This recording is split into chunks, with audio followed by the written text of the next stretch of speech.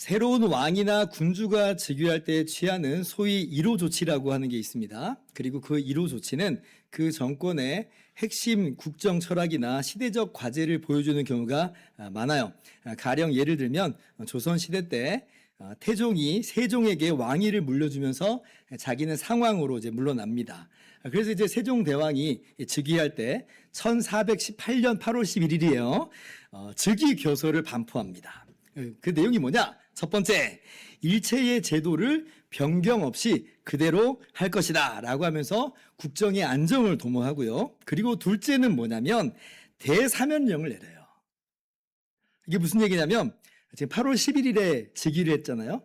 8월 10일까지의 모든 죄를 중죄 빼고는, 정말 큰 죄 빼고는 고발도 못하게 하고 오히려 고발하는 자를 죄로 다스릴 것이다 라고 하면서 다 용서해 주는 거예요. 다 없애줘요. 정말 놀랍죠? 이게 뭐냐라고 할 때 세종대왕의 국정 철학으로 애민, 그러니까 백성들을 사랑하는 그 의지를 강력하게 표명한 것입니다. 현대사를 봐서도 이건 마찬가지인데요. 지금 이제 우리가 이재명 정부를 지나가고 있는데 1호 조치가 뭐냐면 이재명 정부의 1호 조치는 비상경제점검 태스크포스를 구성하라는 것이에요. 이게 무슨 얘기겠어요? 새 정부의 가장 시급하고 중요한 과제는 뭐니 해도 머니다. 뭐니 해도 경제 살리기다라고 하는 거예요. 과거에 김영삼 정부 출범 시에 1호 조치는 굉장히 잘 알려져 있습니다. 그리고 김영삼 정부 시절을 겪어오신 분들이 여기 많잖아요. 그때 이제 그동안의 군사 정권이 종식되고 드디어 이제 군인 출신이 아니라 이제 민간인이 이제 수립한 정부다라고 해서 문민정부다 이렇게 이름을 붙이기까지 했습니다. 그때 이제 당시에 이 최초의 조치는 뭐냐면 고위공직자 재산 공개였어요. 우리가 먼저 깨끗해져야 합니다. 윗물이 맑아야 아랫물이 맑습니다. 라고 하면서 대통령이 본인 재산을 언론에다가 공개해버립니다. 이게 이제 처음 취했던 조치 중에 하나예요. 그러니까 어떻게 해요? 국무위원들, 비서관들 어떻게 해요? 대통령이 재산을 공개하는데 자기 재산 다 공개해야죠. 다 공개를 합니다. 그래서 이제 그 결과 1급 이상 고위공직자 및 국회의원들 이 재산 공개를 의무화하는 공직자윤리법이 통과를 합니다. 지금에서는 우리가 다 당연한 것으로 생각을 했지만 이게 당연한 게 아니었고 이제 그 시대의 개혁의 결과였던 것이에요. 그래서 그때 이제 재산들이 다 공개가 되니까 수많은 고위 인사들의 부정부패와 부도덕성이 수면 위로 다 떠오르죠. 그래서 어떤 사람은 일선에서 사퇴하고 퇴출당하는 일이 있게 되기까지 한 거예요. 1호 조치는 뭐냐? 개혁하겠다는 개혁하겠다.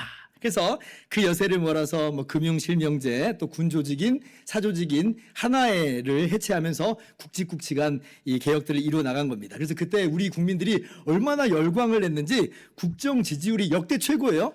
80, 90%까지 올라갔습니다. 그러니까 한마디로 모든 국민들이 다 지지했다는 거예요. 근데 이제 아이러니하게도 임기 말에 대통령 둘째 아들이 비리 사건에 연루가 되었죠. 그러니까 인간의 이 연약함이라고 하는 것, 추악함이라고 하는 그 단면을 그 안에서도 우리가 보게 되는 것인데요. 어쨌든지 아무튼지 간에 1호 조치는 의미가 있다, 의의가 있다라고 하는 걸 제가 여러분들에게 말씀을 드리는 거예요. 제가 이 말씀을 드리는 이유는 뭐냐면 오늘 예루살렘에 진정한 왕으로 입성하신 예수님의 1호 조치가 오늘 우리가 함께 읽은 본문 가운데 나타나고 있기 때문에 그렇습니다. 지난주에 우리가 살펴봤듯이 예수님께서 군중들의 열렬한 환영 속에서 이 나귀 새끼를 타고 예루살렘으로 입성을 하죠. 이게 물론 당시의 세상적인 기준으로서는 왕으로 등극한 모양새가 아닙니다만은 주님의 나라는 이 세상에 속한 게 아니니까요. 그러나 우리가 분명히 알아야 될 게 있는데 이게 뭐냐면 예수님은 진정한 왕으로 예루살렘에 입성하신 거예요. 왕으로 지금 입성하신 거예요. 마태복음 21장 5절. 자, 시온 딸에게 이르기를 내 왕이 내게 임하나니 그는 겸손하여 나귀 곧 멍에 매는 짐승의 새끼를 탔도다 하라 하였느니라. 너의 왕이 너에게 임하였다. 그래서 예수님께서 이 말씀을 응하게 하시려고 성취하게 하시려고 정말로 나귀 새끼를 타고 예루살렘으로 들어오신 거예요. 무슨 얘기겠어요? 예수님이 진정한 왕으로 입성하신 겁니다. 그리고서 오늘 예수님의 그 취하신 1호 조치가 나오는데요. 그게 뭐냐면 오늘 보면 12절이에요. 자, 읽어봅시다. 같이 시작.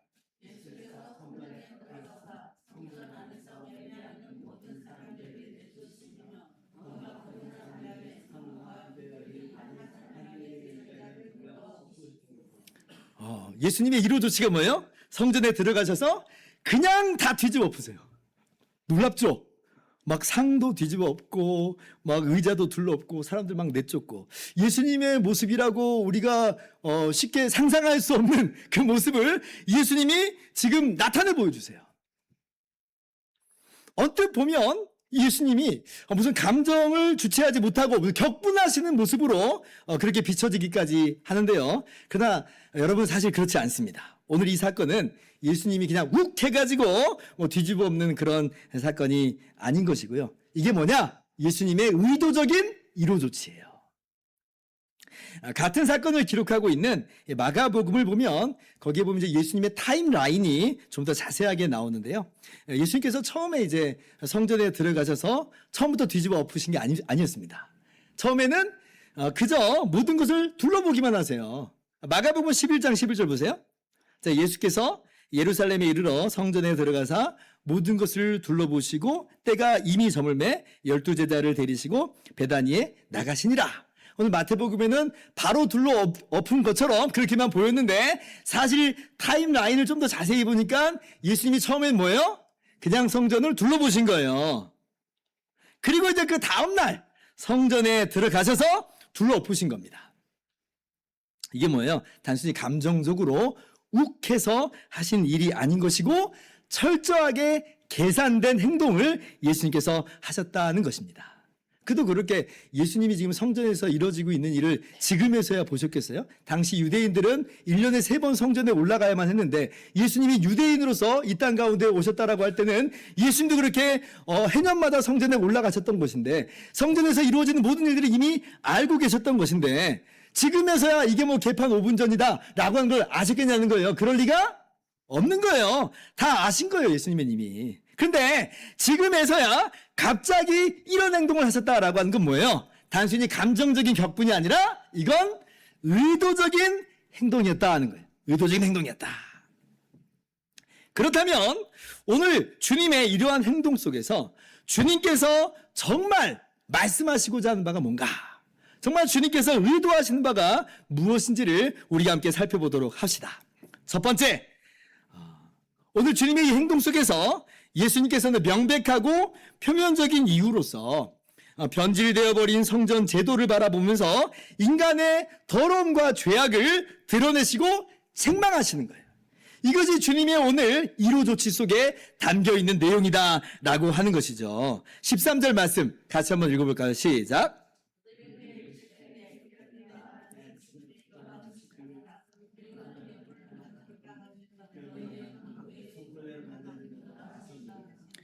너희는 강도의 소굴을 만들었다.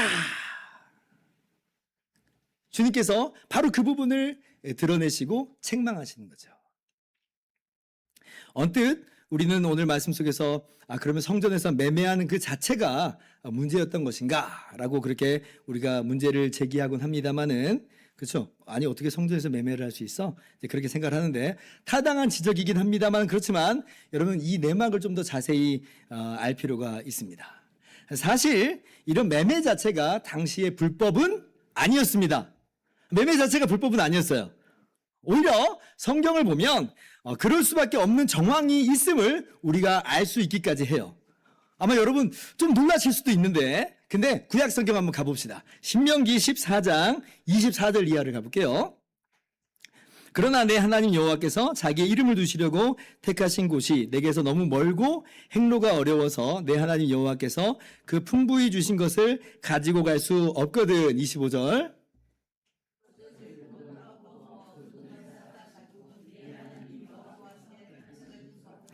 26절 같이요. 내 마음에 원하는 모든 것을 그 돈으로 사되 소나 양이나 포도주나 독주 등 내 마음에 원하는 모든 것을 구하고 거기 내 하나님 여호와 앞에서 너와 내 권속이 함께 먹고 즐거워할 것이며. 자, 이 본문은 11조에 대한 본문이긴 합니다만은 근데 한번 보세요. 자, 하나님께 11조를 드리되 자, 소나 양의 처음 난 것을 드릴 때는 어떻게 하라는 거예요? 반드시 성전으로 가지고 가야만 합니다. 성전으로 가지고 가야만 하는 거예요. 자, 그러면 지금 성전으로 소나 양의 처음 난 것을 가지고 간다라고 할 때 이게 쉬운 일이겠어요? 어려운 일이겠어요?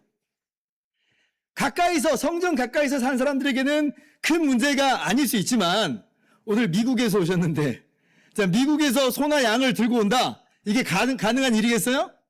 이거 가능한 일이 아닌 거예요. 당시에 뭐 교통이 게다가 발달하지 않았던 시기 속에서는 이거 정말 만만치가 않는 일입니다. 그래서 하나님께서 어떠한 규정을 내려주신 것이냐면, 돈으로 바꿔라 하는 거예요. 돈으로 바꿔라. 그래서 성전에 와서 다시 그 돈으로 소나 양을 사서 그걸 잡아가지고 함께 먹도록 배려하신 거예요. 현실적인 배려를 하나님께서 하신 거죠. 그리고 이제 이러한 동일한 원리가 6월절 제사 때에도 분명하게 적용이 되었을 겁니다. 왜냐하면 6월절 제사도 오직 어디에서만 드릴 수 있냐면 성전에서만, 예루살렘 성전에서만 드릴 수 있었거든요. 그때 당시에서 이제 6월절을 맞이하면 어마어마한 인파가 예루살렘 성전으로 몰려들었습니다. 지난주에도 말씀드린 것처럼 어떤 기록에는 한 300만 명 정도가 모였다 그랬잖아요. 각지에서 모였고 심지어 해외에 있는 그런 유대인들도 와서 예루살렘에 와서 제사를 드렸어요. 물론 그 중에는 직접 양을 들고 온 사람도 있었겠지만 어떻겠어요? 태반은 돈으로 들고 와서 바꾸어 그렇게 6월절 제사를 드렸을 것입니다.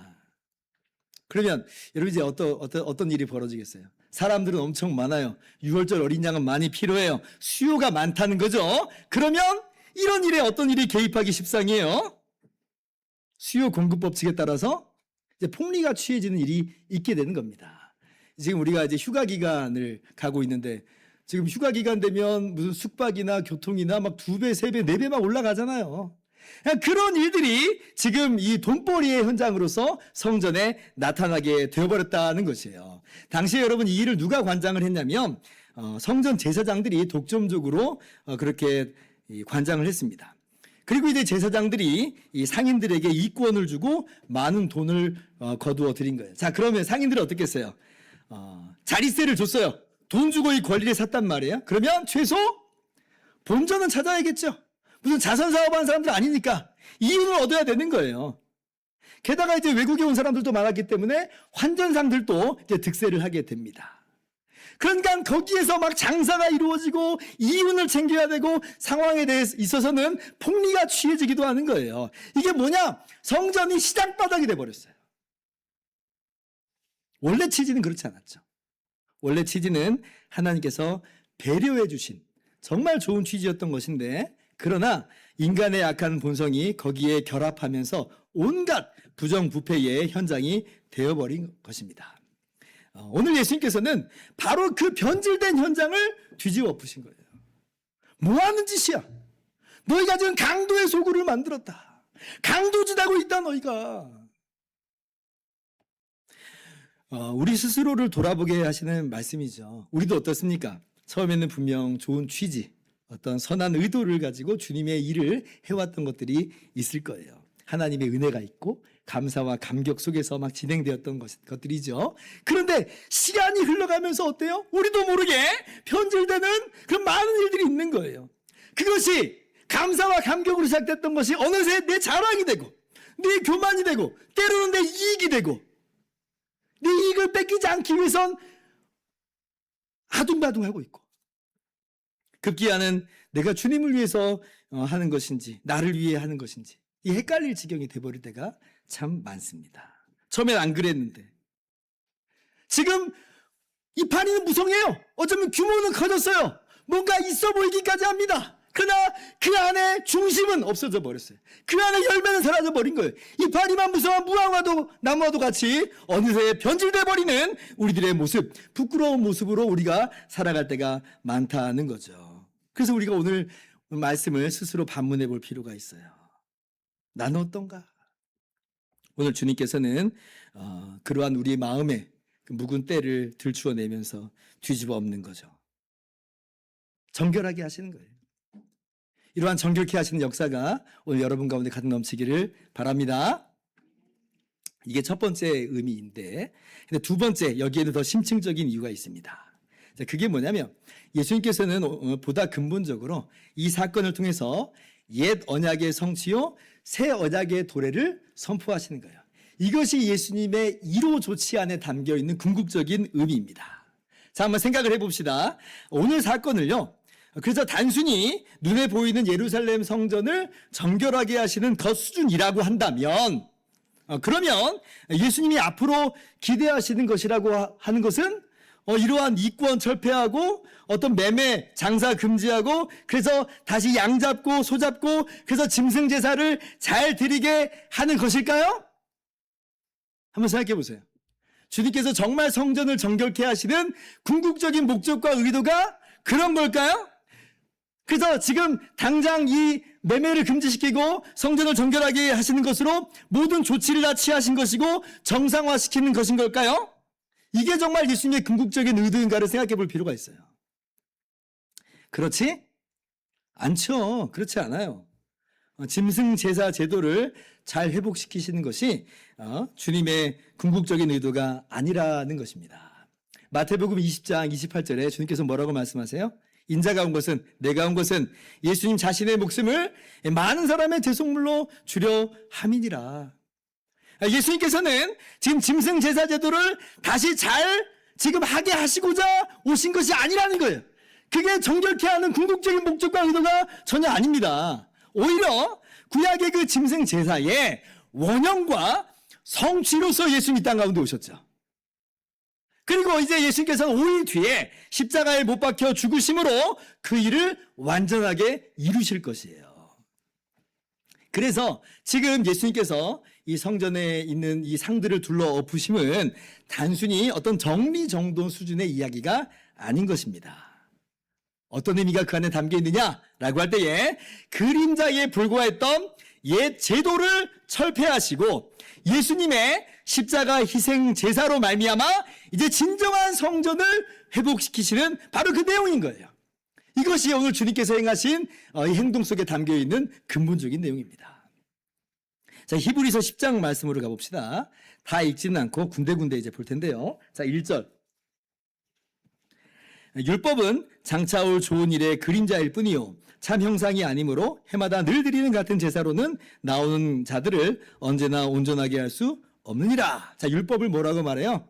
율법은 그림자일 뿐이다라는 거예요. 그러니까 구약의 제사들이 그 자체로 우리는 원형인 줄 알았는데, 실체인 줄 알았는데 그게 원형이요 실체가 아니에요. 구약 제사들은 사실은 모형이었다는 거죠. 모형. 자, 8절. 위에 말씀하시기를 주께서는 제사와 예물과 번제와 속죄제는 원하지도 아니하고 기뻐하지도 아니하신다 하셨고 이는 다 율법을 따라 드리는 것이라. 9절.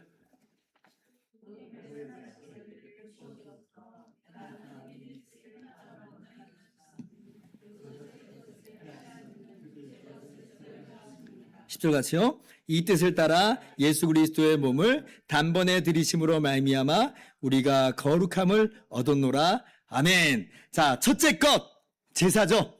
예수님께서 제사를 폐하시러 오셨다 하는 거예요. 제사를 폐하러 오셨다. 다른 것이라서 폐하신다는 말이 아니라 예수님의 십자가 대속이 이 제사 제도의 원형이요 실체요 성취이기 때문에 폐하신다는 말이에요.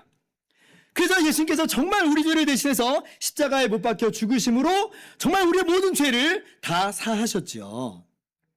자, 그러면 그렇게 주님께서 십자가에서 우리 모든 죄를 사하시는데 이 제사 제도를 진정으로 성취하시는 것인데, 그러면 우리가 다시 주섬주섬 이 짐승 제사 제도를 주워 담아 가지고 깨끗하게 하셨으니까 다시 짐승 가지고 제사 드릴 필요가 있겠어요, 없겠어요?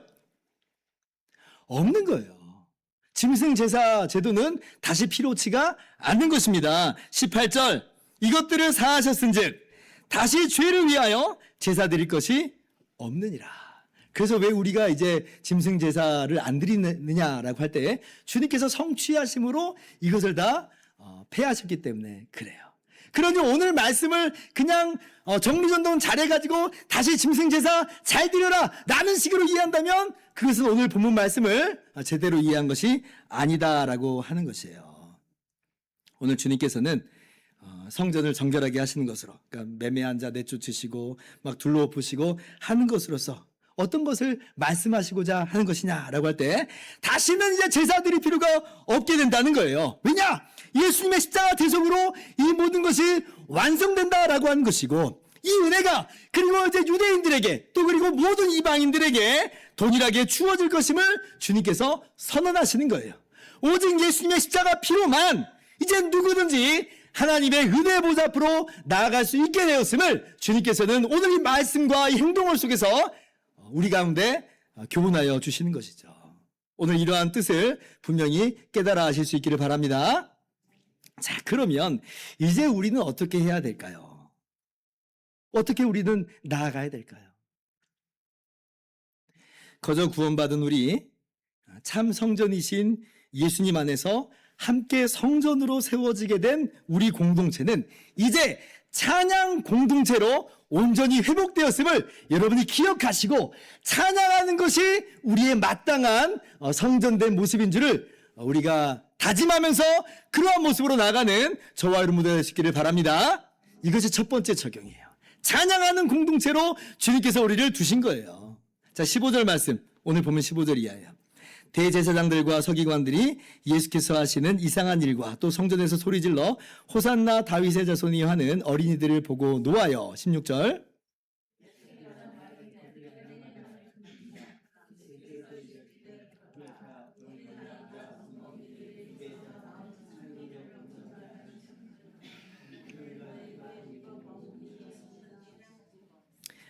호산나 무슨 뜻이라 했어요? 지난주에 이제 구원하소서 이 뜻이에요. 그러니까 예수님께서 예루살렘에 입성하실 때에 수많은 무리가 예수님을 메시아라 고백하면서 호산나 이렇게 찬양을 했죠.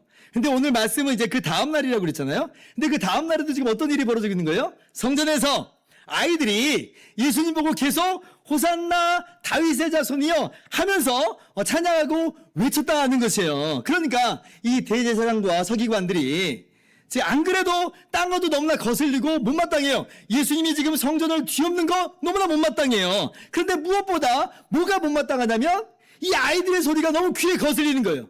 예수님을 향해서 호산나 다윗의 자손이여 이 외치는 소리가 너무 싫어요. 그래서 예수님께 와서 따져 묻는 겁니다. 그들이 하는 말을 듣느냐. 무슨 얘기예요? 못하게 하라는 거죠. 당신이 제지하라는 겁니다. 그런데 예수님께서 오늘 뭐라고 말씀하세요? 어린 아기와 젖먹이들의 입에서 나오는 찬미를 온전하게 하셨나이다 함을 너희가 읽어본 일이 없느냐? 이게 어디 말씀이냐면 시편 8편 2절 말씀이에요. 예수님이 시편 8편 2절 말씀을 인용하면서 오히려 이 어린 아이들의 찬양이야말로 올바른 찬양이요? 마땅한 찬양이라는 거예요. 진정으로 회복된 성전 공동체가 해야 될 일이 뭐냐라고 할 때 이 어린아이들의 모습과도 같이 주님을 찬양하는 것, 이것이 마땅히 해야 되는 모습이다라고 하는 것이죠. 여러분, 그렇게 호산나 다윗의 자손이여 우리 주님을 향해서 고백하고 찬양하는 복된 우리 성전 공동체가 되기를 바랍니다. 여러분, 그런데 또 한번 생각해 보세요. 지금 이 찬양이 누구의 찬양이에요? 어린아이들의 찬양이라고 그랬죠? 어린아이들. 어린아이는 대단한 사람들이 아닙니다. 어린아이들은 어때요? 무기력하고 어수룩하고 다른 사람의 도움이나 받아야 되고 걸리적거리는 그런 존재와도 같다라고 할 수 있어요. 그런데 주님께서 뭐라고 말씀하세요? 이 어린아이들의 찬양을 온전하게 하셨다. 그러면서 어린아이들의 찬양을 기뻐 받으신다라고 말씀하세요. 그러므로 우리가 하나님을 찬양하는, 예수님을 찬양하는 공동체로 섰다라고 할 때에 그것이 내가 무슨 자격이 있어서 공로가 있어서 그렇게 주님을 찬양할 수 있다라고 하는 게 아니라 우리가 아무런 자격도 공로도 없지만 그러나 주님께서는 우리의 찬양을 온전하게 하셨고 우리의 찬양을 기뻐 받으신다라고 하는 걸 기억하면서 우리가 어떠한 모습이든지 간에 구원의 은혜를 기뻐하고 감사하면서 찬양하는 것이 오늘 우리의 마땅한 모습이라 하는 것이에요.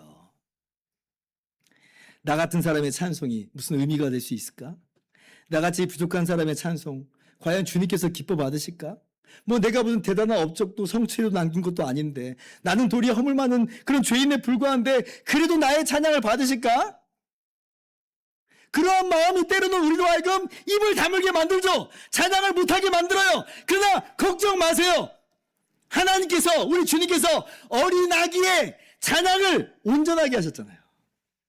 그 찬양 기뻐 받으시잖아요. 오히려 주님께서는 지금 이 유대 지도자들 같이 교만한 자들의 교만은 폐하시는 것이고 겸손히 어린아이와 같이 오직 주님의 은혜만을 노래하는 그 찬송 기뻐 받으세요. 여러분, 찬송은 어떤 성공자들의 어떤 전유물로 드려지는 게 아닙니다. 그렇게 오해하지 마세요. 나는 찬양조차 부를 자격이 없는 사람이다. 자포자기하지도 말고 자책하지도 마세요. 오히려 이 못난 죄인을 위해서 예수님이 대신 십자가에서 죽으신 거예요. 그래서 이 못난 자의 찬양을 받으시고자 그렇게 주님께서 놀라운 구원을 이루신 겁니다. 그러므로 여러분, 주님을 노래하시기 바랍니다. 누가 뭐라고 하든지 간에, 내 마음에서 뭐라고 지금 솟아오르든지 간에 무시하세요. 오히려 주님을 더 힘차게 노래하세요. 우리의 구원자이시오, 우리의 주인이신 주님을 더욱더 힘차게 노래하세요. 기쁨으로 노래하시고 감격 속에서 우리 주님을 찬양하는 여러분 모두가 될 수 있기를 주님의 이름으로 축원합니다. 이것이 회복된 성전 공동체로서 우리가 마땅히 해야 되는 모습이다. 찬양이 끊어지지 않는 우리 복된 공동체가 되기를 주님의 이름으로 축원합니다. 두 번째 적용. 자, 거저 구원받은 우리, 참 성전이신 주님 안에서 함께 성전으로 지어진 우리는 이제 기도하는 공동체로 나아갈 수 있습니다. 자, 13절 말씀 같이 다시 한번 읽어볼까요? 시작.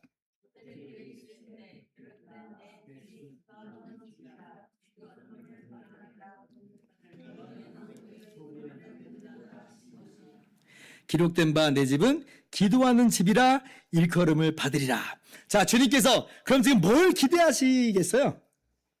뭘 기대하시겠어요? 내 집은 기도하는 집이다 그랬잖아요.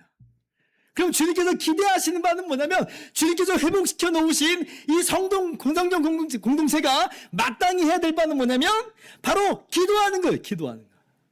주님께서 이것을 위해서 대신 십자가에서 피 흘려 죽으신 거죠. 여러분, 오늘 본문을 보면 구약 성경을 인용한 곳이 두 군데가 나오는데, 아까 시편 8편 2절을 한번 인용하시고, 지금 이 말씀은 어디를 인용한 거냐면 이사야 56장 7절 말씀을 인용한 겁니다. 제가 읽어볼게요.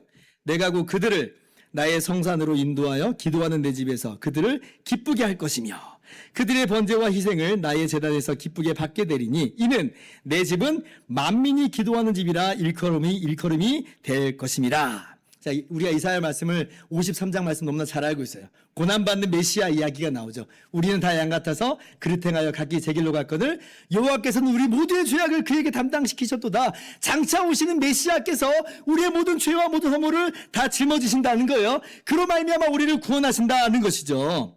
그런데 이 복이 지금 누구에게까지 미치는 거냐면 유대인들에게만 미치는 게 아니라 나아가서 죄인인 이방인인 우리들에게도 미치는 것으로 분명하게 말씀을 하여 주세요. 그래서 이방인들이 이제 구원을 받아서 주님의 전으로 인도가 되는 겁니다.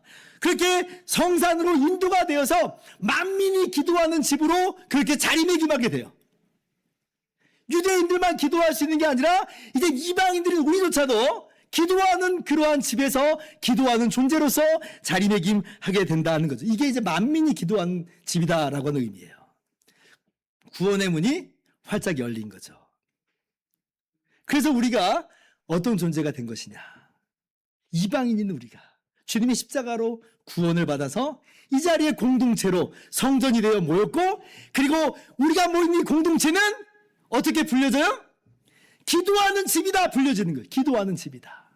만민이 하나님께 나아가 은혜를 구하며 그 은혜를 받아 누리는 공동체로 불려진다라고 하는 것이에요. 오늘 주님께서 우리 가운데 그러면 기대하시는 바는 명백합니다. 함께 모여 기도하라는 거예요. 여기에서도 우리가 나의 공로나 나의 자격 따질 것이 전혀 없죠.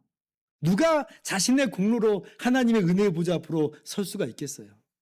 아무도 못 서죠. 그러나 예수님의 십자가 공로로 말미암아 우리 모두는 이제 하나님의 영광의 보좌 앞에, 은혜의 보좌 앞에 설 수 있게 된 것이에요. 지금까지 너희가 내 이름으로 아무것도 구하지 아니하였으나 구하라 그리하면 받으리니, 하나님께서 기도를 응답하세요. 그리하면 받으리니 너희 기쁨이 충만하리라. 히브리서 4장 16절 같이 읽습니다. 시작. 그러므로 우리는 긍휼하심을 받고 때를 따라 돕는 은혜를 얻기 위하여 은혜의 보좌 앞에 담대히 나아갈 것이니라. 아멘. 기도할 수 있는 특권을 얻게 됐고, 하나님께서는 기쁨으로 우리의 기도를 들으시고 응답하여 주세요. 만민이 기도하는 집이다. 그래서 초대교회가 어떤 공동체로 처음부터 나와요? 기도하는 공동체로 나오죠. 주님의 승천 이후에 초대교회가 기도하기를 힘쓰는 공동체로 나와요. 다른 이유가 아니에요. 기도하는 공동체로 주께서 회복시켜 놓으셨기 때문에 그렇습니다. 그러면 물어봅시다. 기도합니까? 기도하면서 주님과 동행하고, 기도하면서 주님께 영광 돌리고, 기도하면서 오직 주님께만, 주님만이 우리의 필요를 참으로 채우시는 분임을 우리가 인정하시면서 나아갑니까? 행여나 우리 안에 기도가 멈춰져 있다면 이 좋은 기도, 이 능력의 기도를 다시 한번 회복하면서 회복된 성전 공동체로서 나아가는 저와 여러분 되시기를 바랍니다. 단순히 개인적 기도 차원이 아니라 교회 공동체적 차원에서의 기도가 우리 가운데 이루어질 수 있기를 바랍니다. 그래서 주님께서는 22절에 이 기도의 능력, 기도의 축복을 다시 한번 말씀하세요. 너희가 기도할 때에 무엇이든지 믿고 구하는 것은 다 받으리라 하시니라. 아멘. 함께 모여서 기도에 힘쓰는 우리 귀하고 복된 교회 공동체 되기를 주님의 이름으로 축원합니다. 이제 말씀 마칩니다. 주님께서 이 땅에 오시고 우리 대신 십자가에서 죽으심으로 성전을 완전히 회복시켜 놓으셨습니다. 제가 여러 번 말씀드렸습니다마는 우리 교우 중에서는 장소를 성전이라고 생각하는 분은 아마 없을 것이에요. 여기는 성전이 아닙니다. 이 건물은 예배당이에요. 예배하는 장소일 뿐이에요. 성전은 뭐냐? 성전은 이 땅에 사람이 되어 오신 예수님이 참 성전이고, 그 예수님 믿고 구원받은 예수님께 연결된 우리 공동체가 성전이에요. 그러면 주님께서 회복시켜 놓으신 이 성전 공동체는 어떠한 공동체냐라고 할 때에 첫째 뭐요? 찬양하는 공동체. 둘째 뭐요? 기도하는 공동체. 구원의 은혜와 감격 속에서 그렇게 찬양하면서 기도하는 것이 우리들의 성전대 마땅한 모습인 것이죠. 그래서 주님께서 십자가로 회복시켜 놓으신 이 성전 공동체로서 그렇게 함께 모여 찬양하며 함께 모여 기도하기를 힘쓰는 우리 모두가 되기를 바랍니다.